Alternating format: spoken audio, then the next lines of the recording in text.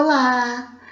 Mais uma vez aqui para a gente dar sequência, né, nos nossos trabalhos informativos. Hoje eu vou citar 5, não sei se vai dar tempo, né? Se eu ver que vai ficar muito grande eu vou dividir. Mas 5 situações que elas são ditas e são muito confundidas umas com as outras, até pela proximidade do nome e do que quer dizer algumas. Então, nós vamos falar um pouquinho de disfagia, com G, disfagia, que é uma dificuldade de deglutir, de engolir os alimentos. São causadas por problemas, né, no estômago, e geralmente ela acontece muito em bebês, né, e idosos. Então, a disfagia, com G, ela é diferente da disfagia com S, o sonzinho de Z, mas com S. A disfasia é uma descoordenação da fala e incapacidade de se dispor, né, de modo compreensivo, relacionada a uma lesão no córtex, uma lesão cortical. Então, é uma dificuldade na fala. Uma é uma dificuldade para engolir, para deglutir. A outra é uma dificuldade em falar, em se expressar. Então, tem uma meio que fala descoordenada aí. A dislalia, que é uma alteração na pronúncia das palavras, geralmente omite ou acrescenta fonemas, e principalmente a letra R e L, rato, lato. Então, a criança troca muito o R pelo L. Então, dislalia. E a afasia, que é uma alteração na expressão ou na compreensão da linguagem. A disartria, quer dizer, muito diz, né? Mas a disartria, ela é um distúrbio na articulação da fala. A dificuldade na produção de fonemas resultante de uma lesão cortical ou de uma lesão periférica, uma paralisia dos órgãos e na sua fonação. A disartria, ela também é conhecida como barilalia. Então, assim, ela é muita coisa, muita complicação. Vamos pegar... Eu estava tentando fazer essa separação só para vocês verem mesmo quando falar disfagia é diferente de disfasia. Mas nós vamos pegar bem nessa questão da afasia, que é um pouco do nosso foco, que são deficiências coletivas na compreensão e produção da linguagem, perturbando a comunicação e podem ser gravemente impactantes. A afasia, ela significa estritamente uma completa ausência da linguagem. Hoje, as pessoas associam ou dizem muito a afasia está relacionada com a disfasia. Então, se você ouvir afasia e disfasia, em alguns termos querem dizer a mesma coisa, porque mudou, né, depois com o tempo, então ficou caracterizado como para designar qualquer transtorno do uso simbólico das palavras, incluindo aqueles mais discretos. Então, você pode ouvir tanto afasia quanto disfasia. Eu tô tendo cuidado de ficar olhando, porque como são muito próximas, e aí tá falando, e se eu falar errado vai complicar mais ainda o entendimento. Então eu vou ficar tendo esse cuidado de estar olhando sempre. O tratamento, ele é realizado sempre por fonoaudiólogos e terapeutas da fala, pessoas especializadas na fala, que ajudam na reabilitação através de exercícios, de estimulação cognitiva linguística e estimulando também as regiões do cérebro que estão afetadas. Então, o nosso cérebro é dividido em várias regiões e aí algumas dessas regiões são afetadas e por isso tem essa dificuldade na fala, nessa coordenação da fala. E nós vamos ver que existem vários tipos de afasia. Então, nós vamos ver as afasias típicas. Só nas afasias típicas tem 8 tipos diferentes. Eu não vou entrar em cada uma delas, eu não vou detalhar cada uma delas, mas pelo menos citar para que se possa saber do que se trata. Então, são resultantes de uma lesão cortical, a etimologia vascular, e tem 8 tipos diferentes.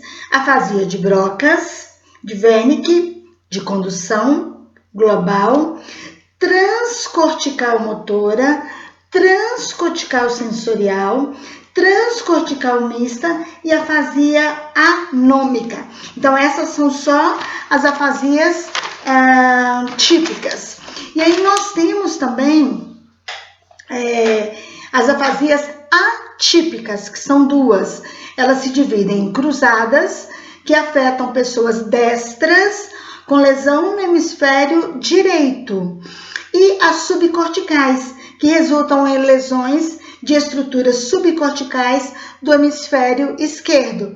Então, a gente sabe que cada região do nosso cérebro ela é responsável pelo desenvolvimento, pelo desempenho de algumas ações, desde falar, andar, pensar, né, todos os nossos movimentos.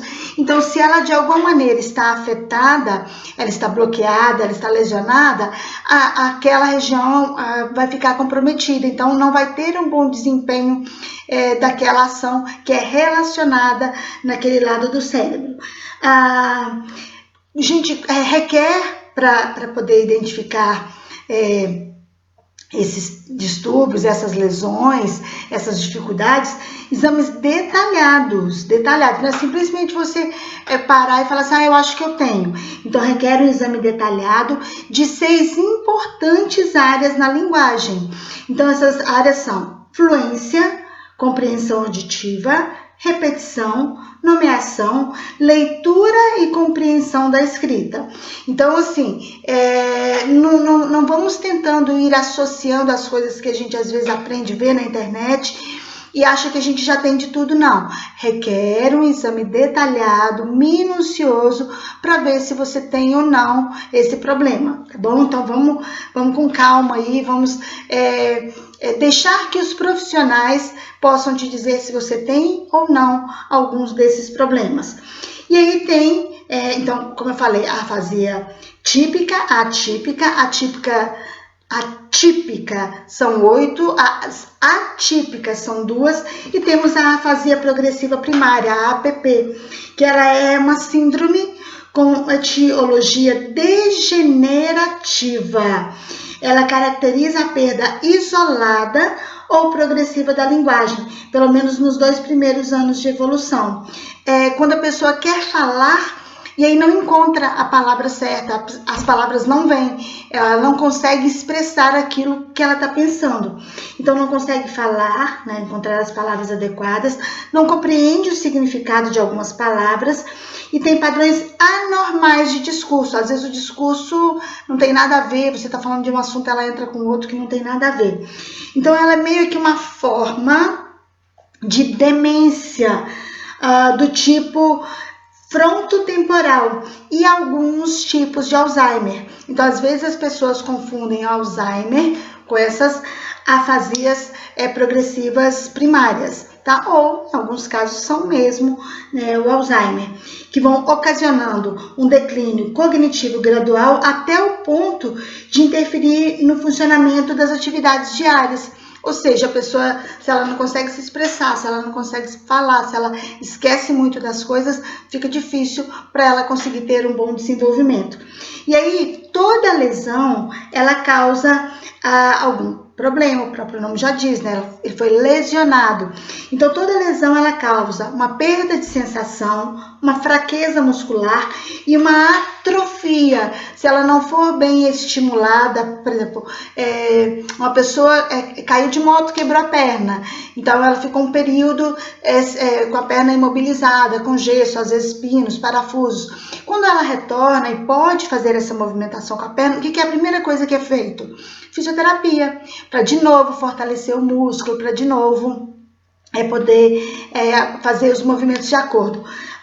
E com o cérebro? Como que é feito esses movimentos? Como que é feito esses exercícios para que o cérebro possa não atrofiar? Então, por isso que a gente fala que a educação é essencial, que o aprendizado é essencial. Cada vez que a pessoa está aprendendo algo novo, ela continua estimulando o seu cérebro, ela está fazendo os exercícios para o cérebro continuar funcionando. De novo, eu sempre tenho o maior cuidado em ressaltar que cada caso é um caso, cada situação é uma situação. Então, tem coisas que elas precisam de um acompanhamento de um profissional qualificado para que ele possa dizer qual o melhor mecanismo, a melhor metodologia, a melhor estratégia para aquela pessoa, para aquele problema, ok? E aí, quando uma pessoa tem essa afasia, dentre todas essas que nós citamos aqui, ela tem uma dificuldade muito grande em distinguir as palavras. E aí, ela não consegue dizer, por exemplo, assim, se está na escola e fala assim, ó, quantas letras tem esta palavra, quantas vogais, quantas consoantes e quantas sílabas são, né? Ela não consegue fazer essa distinção. Isso para ela é muito complicado. Então, assim, hoje nós então aprendemos, ou pelo menos superficialmente demos uma pincelada em disfagia, que é de engolir, de deglutição, dislalia, que é uma alteração nas pronúncias, aquela trocazinha do R pelo L, a afasia, que é essa perda, essa ausência, né, da fala corretamente, e a disartria, que é o distúrbio de articulação da fala. Então, tem algum problema com relação a isso? Seu filho, sua filha, seu aluno, você adulto, você jovem, você adolescente? Procura um especialista para poder ele te ajudar a direcionar e descobrir quais são os problemas e quais são as soluções para o seu caso, tá bom? Então, nos vemos em breve. Um beijão para todo mundo, fiquem com Deus e até mais.